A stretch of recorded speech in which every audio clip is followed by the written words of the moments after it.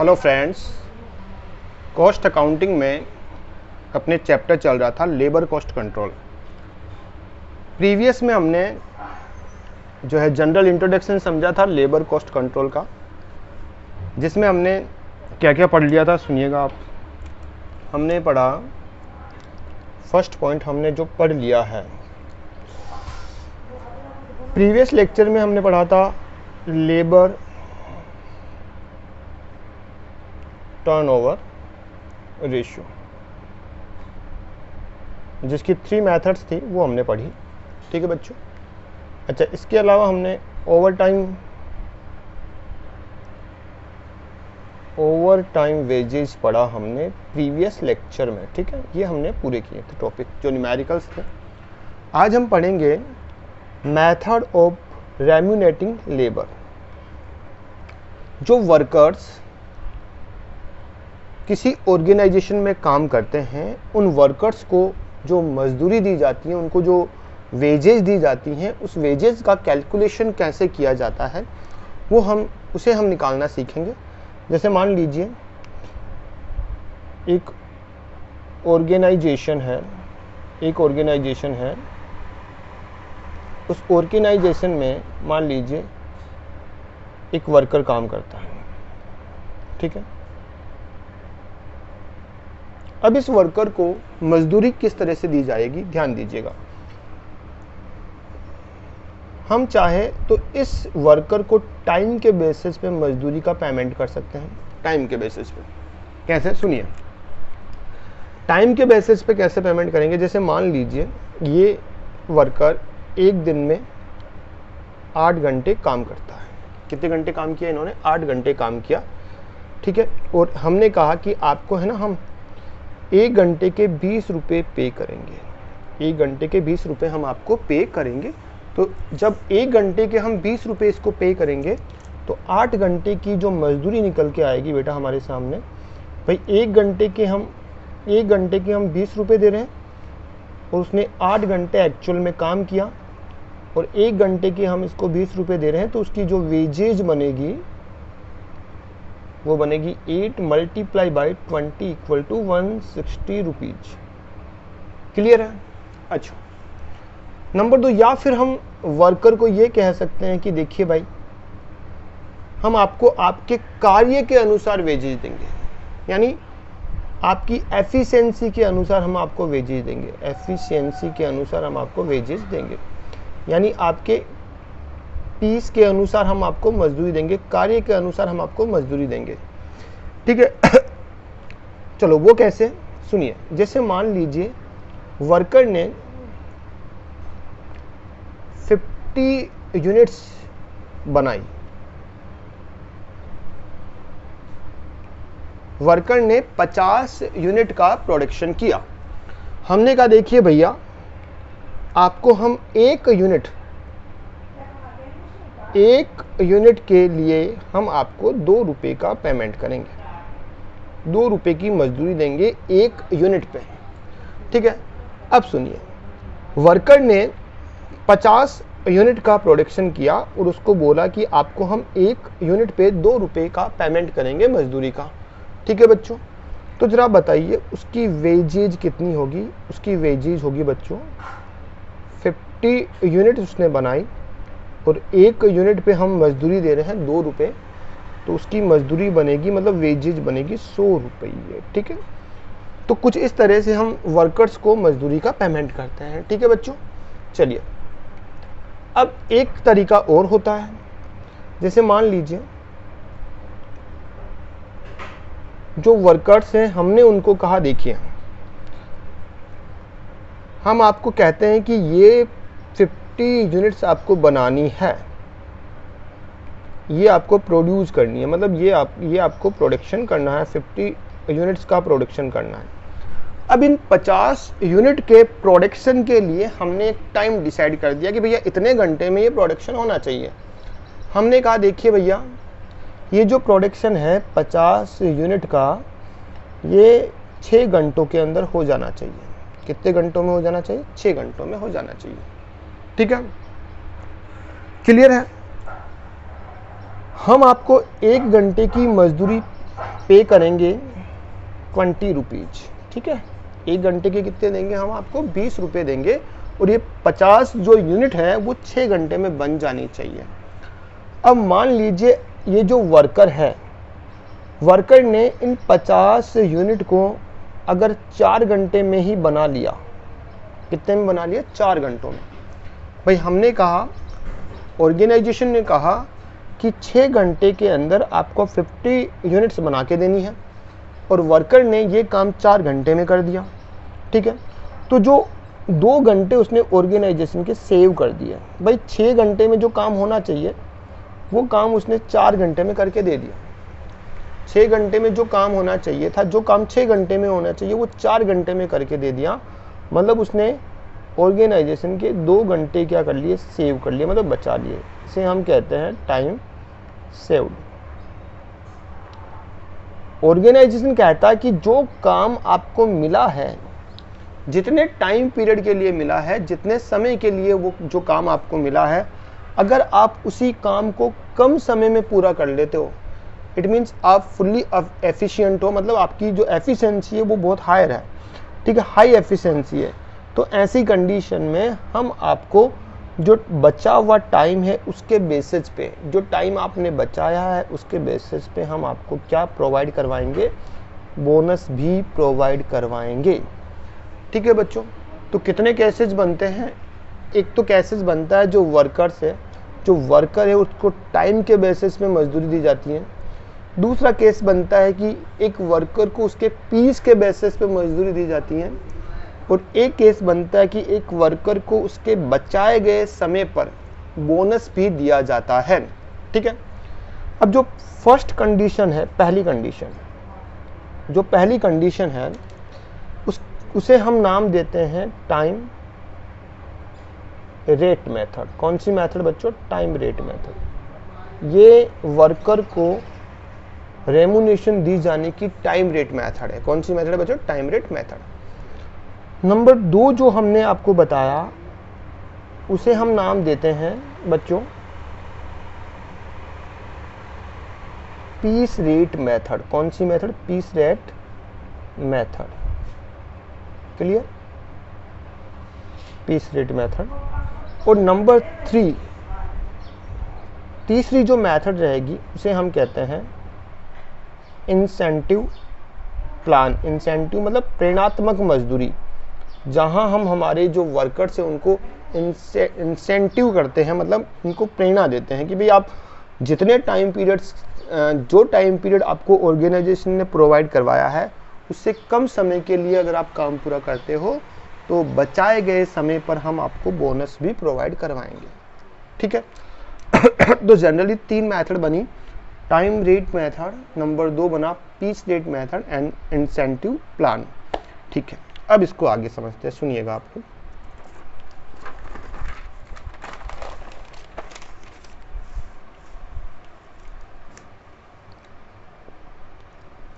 आगे हम बात करते हैं, चलिए तो हम बात करते हैं बच्चों मेथड्स ऑफ रेम्यूनरेटिंग लेबर। तो अभी अभी मैंने बताया कितनी मेथड्स है? 3 मेथड्स है। फर्स्ट मेथड को हम नाम देते हैं time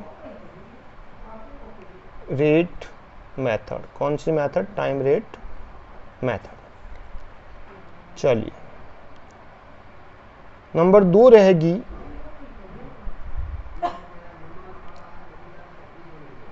piece rate method.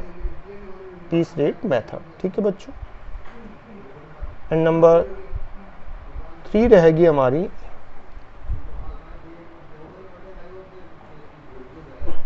Incentive plan, जिसमें बोनस भी दिया जाएगा, ठीक है।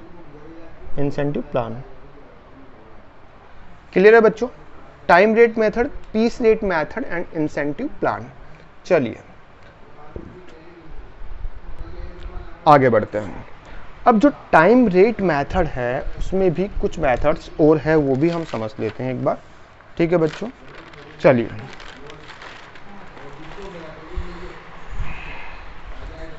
सबसे पहले हम लेते हैं इसमें स्टेट टाइम रेट सिस्टम। सबसे पहला हम लेते हैं इसमें एक रहेगा आपका स्टेट टाइम रेट सिस्टम, है ना, सिस्टम। ठीक है बच्चों, नंबर दो रहेगा इसमें डिफरेंशियल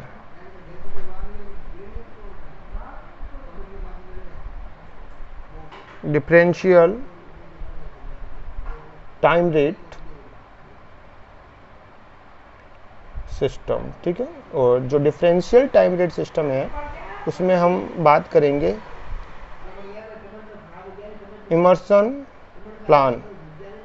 इमर्सन एफिशिएंसी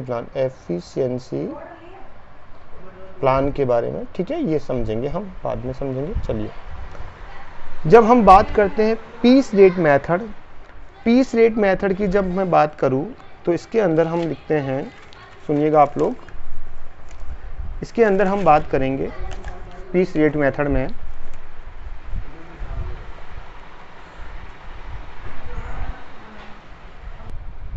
इसमें नंबर फर्स्ट रहेगा स्ट्रेट पीस रेट सिस्टम। ठीक है बच्चों, नंबर दो रहेगा हमारा डिफरेंशियल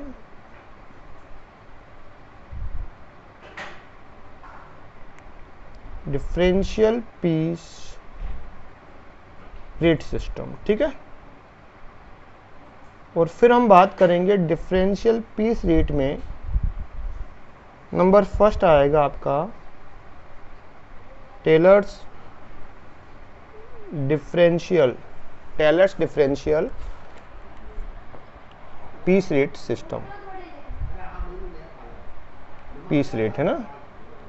नंबर दो आएगा हमारा मेरिक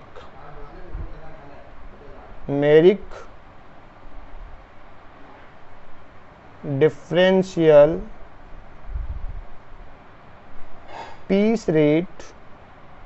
ठीक है, और नेक्स्ट रहेगा आपका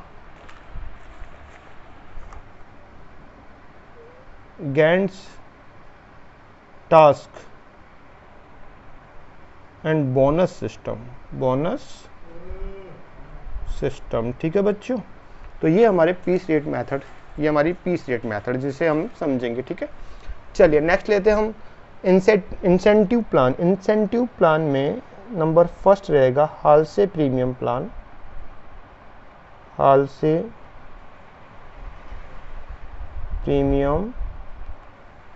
ठीक है, Halsey premium plan. Number B रहेगा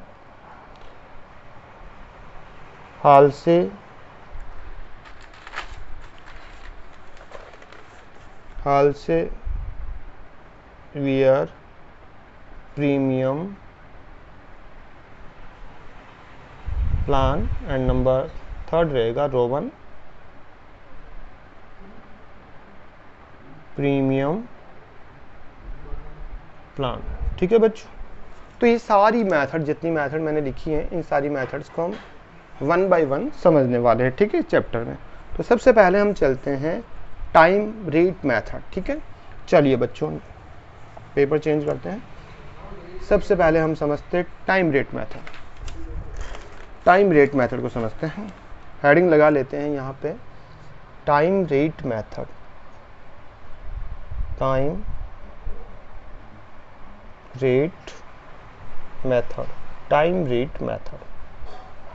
चलिए बच्चों, टाइम रेट मेथड में फर्स्ट मेथड रहेगी हमारी स्ट्रेट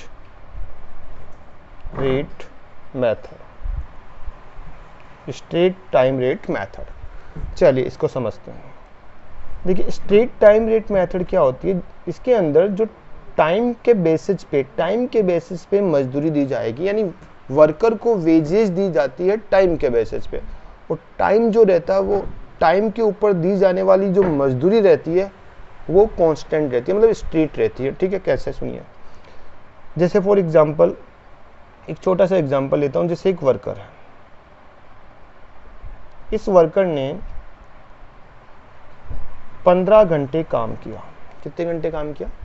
तो जो 15 घंटे इसने काम किया है ये इसका एक्चुअल टाइम है। क्या है बच्चों? Actual time. ठीक है, ऑर्गेनाइजेशन ने कहा कि हम आपको 1 घंटे के 20 रुपए देंगे। कितने घंटे के देंगे? 1 घंटे के 20 रुपए। तो ये जो है ये उसकी एक्चुअल रेट है, एक्चुअल वेजेस रेट है ना, एक्चुअल वेजेस रेट पर आवर्स। ठीक है, तो स्ट्रेट टाइम रेट मेथड में जो इस वर्कर की जो वेजेज बनेगी वो बन जाएगी actual time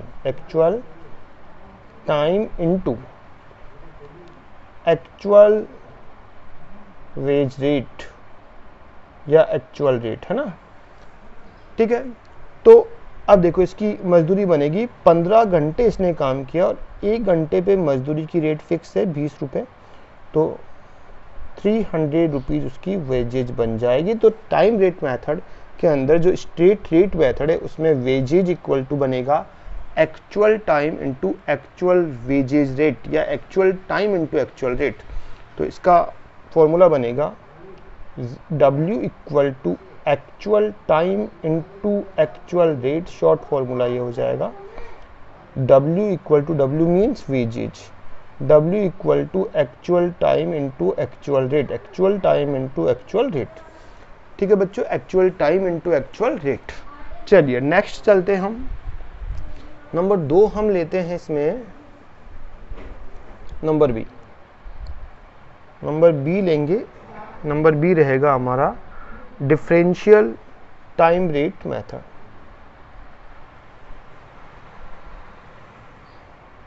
differential time rate method. इस मेथड में क्या होता है कि मजदूरी की जो रेट होती है वो चेंज होती रहती है on the basis of efficiency.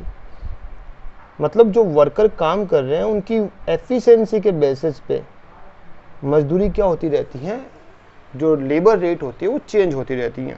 ठीक है, कैसे बच्चों? जैसे फॉर एग्जांपल कोई व्यक्ति है, कोई पर्सन है, ठीक है, वो जो है अपनी, अगर कोई बंदा है, मान लीजिए यहाँ मैं लिख रहा हूँ उसकी एफिशिएंसी, समझिए अगर कोई वर्कर है जो अपनी 70% एफिशिएंसी पे काम करता है, कितने परसेंट?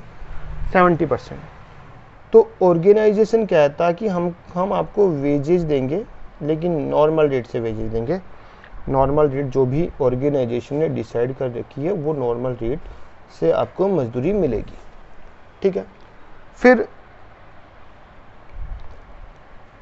अगर 71% से लगा के 80% के बीच में अगर वो वर्क करता है तो आपको मजदूरी मिलेगी नॉर्मल रेट से, तो मिलेगी, प्लस हम उसमें 10% का इजाफा कर देंगे। मतलब यहाँ पर आपकी जो नॉर्मल रेट है वो बदल जाएगी, नॉर्मल रेट प्लस 10%। ठीक है, जैसे नॉर्मल रेट 20 है, 20 रुपीज़ है नॉर्मल रेट आपकी, तो यहाँ पे 20 प्लस इसका 10% मतलब 2, मतलब 22 रुपये के हिसाब से आपको मजदूरी मिलेगी। यहाँ कितनी मिलेगी? यहाँ 20 रुपये के हिसाब से मजदूरी मिलेगी, यहाँ 22 रुपये के हिसाब से मजदूरी मिलेगी। अब चलिए आगे चलते हैं। अगर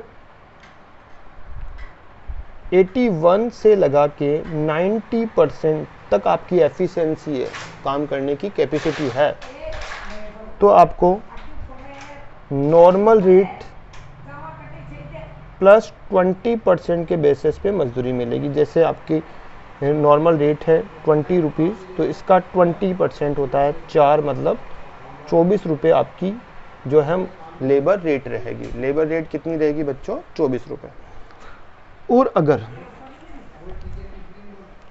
आपकी एफिशिएंसी 91% से लगा के 100% तक है, तो ऐसी कंडीशन में नॉर्मल जो रेट रहेगी मजदूरी की वो रहेगी नॉर्मल रेट प्लस 30%। ठीक है, जैसे आपकी 20 रुपये मजदूरी है तो 20 रुपये का 30% निकालेंगे, 6 रुपये और आपकी मजदूरी बन जाएगी 26 रुपये। ठीक है, क्लियर हो गया। चलिए, अगर आपकी एफिशिएंसी 100% से भी ज़्यादा है, 120% मान लीजिए जैसे, या उससे भी ज़्यादा, तो जो नॉर्मल रेट से मजदूरी मिलेगी प्लस 40% और एक्स्ट्रा मिल जाएगा। ठीक है, मतलब 20 रुपये प्लस इसका 40%, मतलब 8 रुपये, मतलब 28 रुपये के हिसाब से आपको मजदूरी पे की जाएगी। ठीक है, क्लियर है। ये होता है डिफरेंशियल टाइम रेट मेथड, जिसमें आपकी जो टाइम के ऊपर जो लेबर रेट रहेगी वो अकॉर्डिंग टू एफिशिएंसी चेंज होगी। क्लियर है। चलिए, इसको हम एक और एग्जांपल से समझते हैं। चलिए,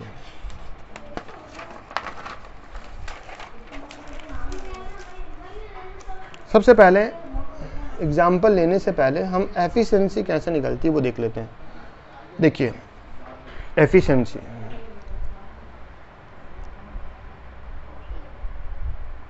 हाउ टू कैलकुलेट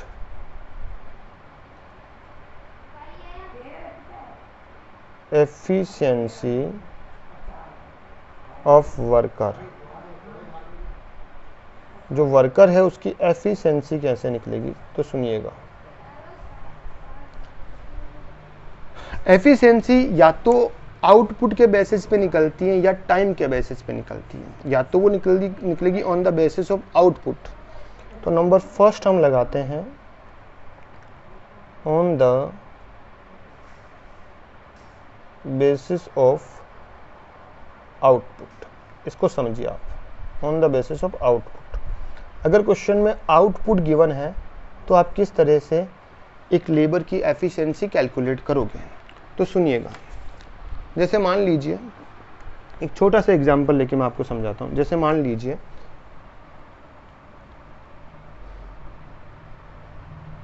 एक वर्कर है जिसका नाम है ए।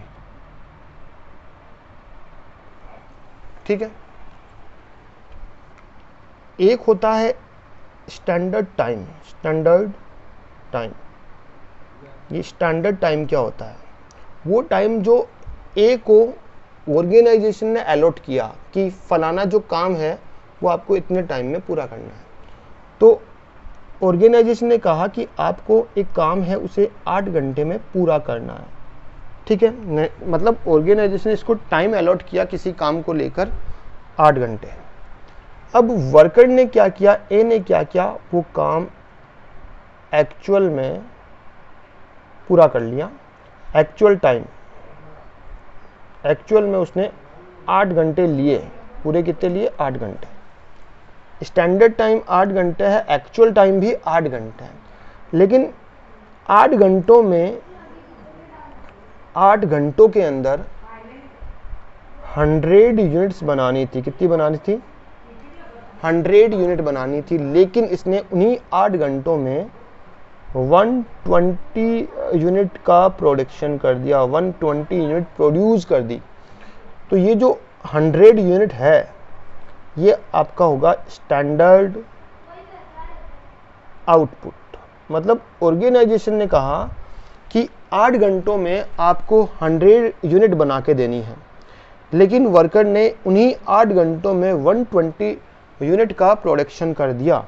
तो ये जो 120 यूनिट्स हैं वो उसका एक्चुअल आउटपुट होगा। क्या होगा बच्चों? Actual output.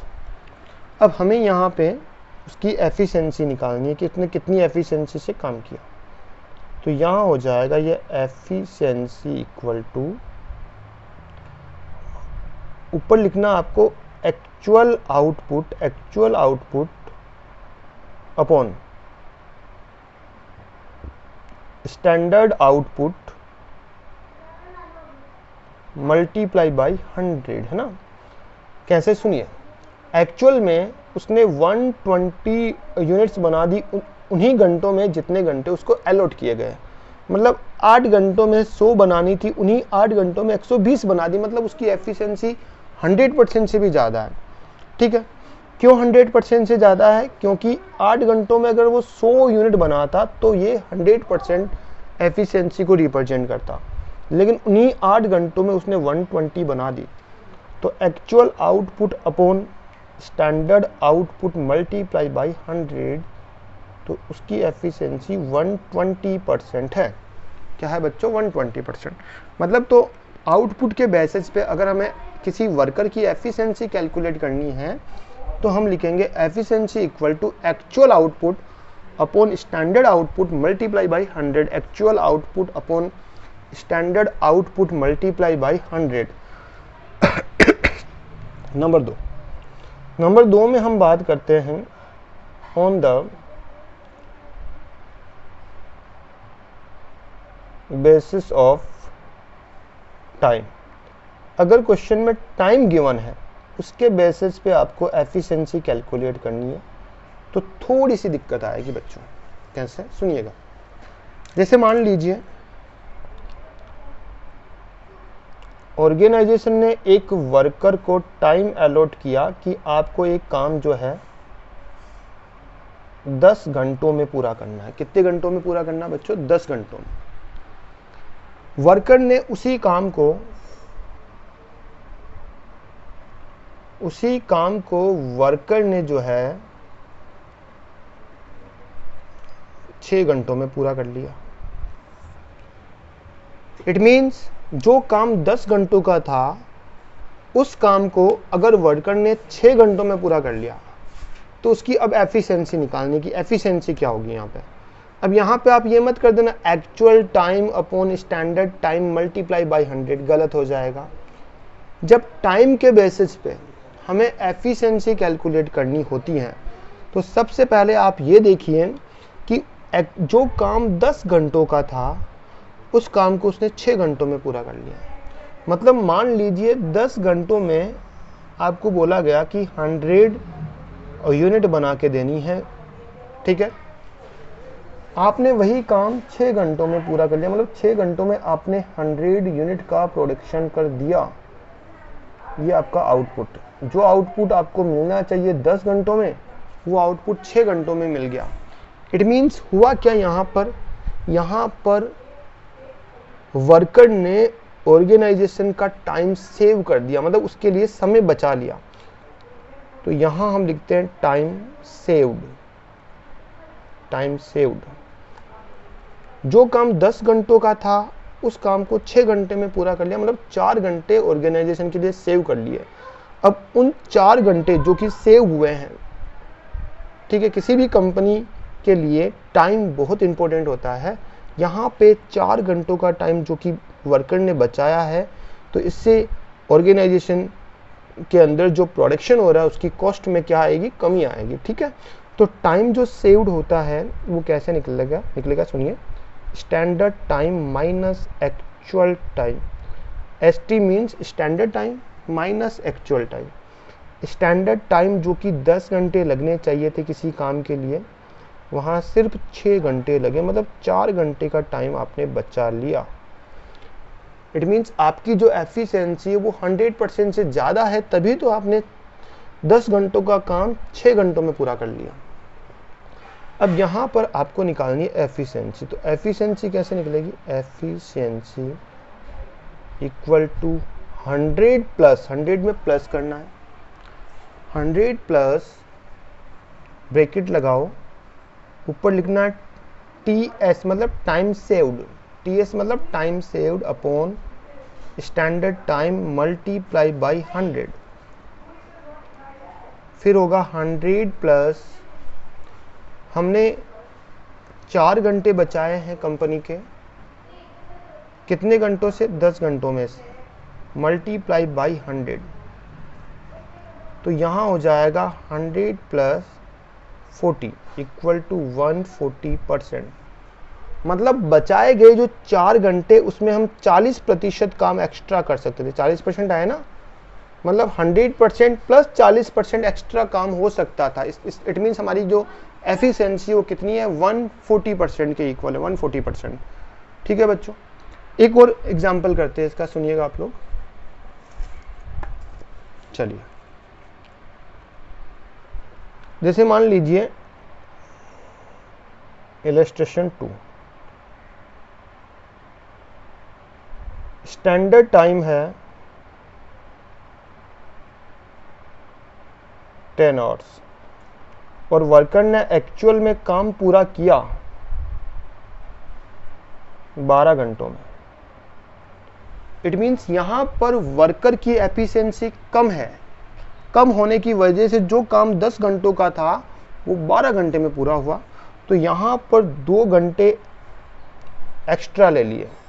तो किसी काम को करने में जो एक्स्ट्रा टाइम लगाया है वो है 2 घंटे। 12 घंटे लगा दिए 10 घंटों की जगह, तो 2 घंटे एक्स्ट्रा लगा दिए। इट मीन्स इसकी एफिशिएंसी 100% से कम होगी। ठीक है, 100% से कम होगी। कैसे, सुनिए।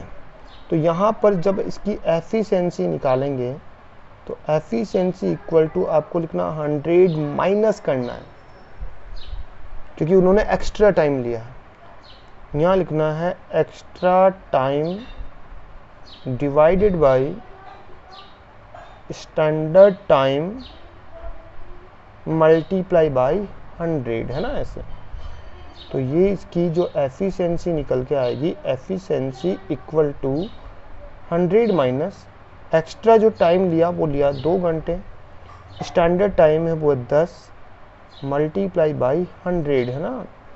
तो 100 माइनस 20, इट मीन्स उसकी एफिशिएंसी है 80%। ठीक है, जैसे एक एग्जांपल और करते हैं, इलस्ट्रेशन नंबर 3। स्टैंडर्ड टाइम है मान लीजिए 10 आवर्स, एक्चुअल टाइम है हमारा वो भी है 10 आवर्स। ठीक है, बताओ क्या एफिशिएंसी है। 10 घंटों का काम 10 घंटों में पूरा कर दिया। इट मीन्स यहाँ पर जितने घंटों का काम था उसे उतने ही घंटों में पूरा किया, मतलब उसकी एफिशिएंसी 100% है। तो यहाँ पर ये 100% एफिशिएंसी को रिप्रेजेंट करेगा। ठीक है, क्लियर हो गया। तो एफिशिएंसी या तो on the basis of output के बेसिस पे कैलकुलेट होगी।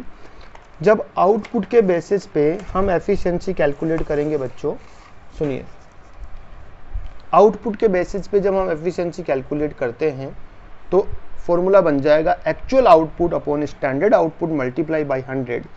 ठीक है, लेकिन जब हम टाइम के बेसिस पे कैलकुलेट करते हैं तो या तो टाइम सेव हो जाता है या एक्स्ट्रा टाइम लग जाता है। जब टाइम सेव हो जाता है तो 100 plus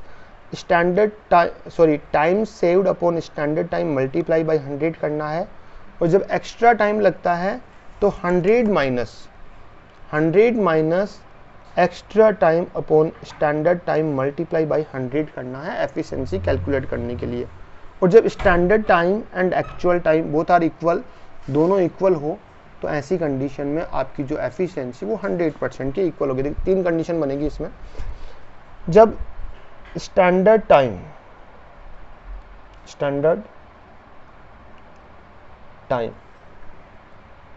is equal to actual time, जब स्टैंडर्ड टाइम और एक्चुअल टाइम दोनों बराबर हो तो ये कहलाती है आपकी 100% एफिशिएंसी। ठीक है, नंबर फर्स्ट। नंबर 2 होगा हमारे यहाँ, देखिए स्टैंडर्ड टाइम अगर ज़्यादा है एक्चुअल टाइम से, मतलब 10 घंटे स्टैंडर्ड टाइम, मैंने अभी एग्जांपल बताया था 10 घंटों का काम जो कि 6 घंटों में पूरा किया।